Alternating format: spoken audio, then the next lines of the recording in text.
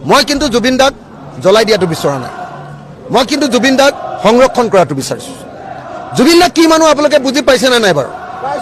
জুবিন দা অকল মানে গায়ক নহয় গীতিকাৰ নহয় সংগীতজ্ঞ নহয়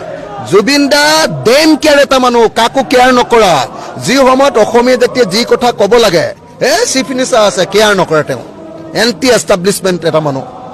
লগুণ দাক ছিঙি দিম এনেকে কোৱা মানুহ ব্ৰাহ্মণ মানুহ এটাই লগুণ ছিঙি দিম বুলি কোৱা কথাটো সহজ পাইছে নেকি কোনোবাই তেওঁ বৰ্ণবাদত বিশ্বাস নকৰা মানুহ চব জাতি সেইকাৰণে কৈছিলে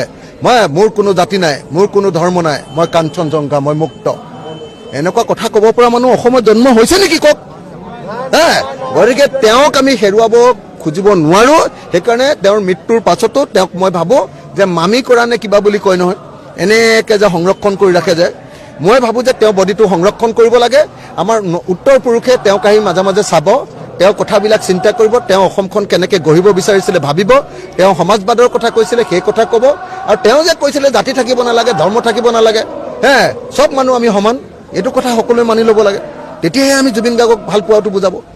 গতিকে মই ভাবোঁ যে জুবিন গাৰ্গক আমি সকলোৱে ভাল পাব লাগিব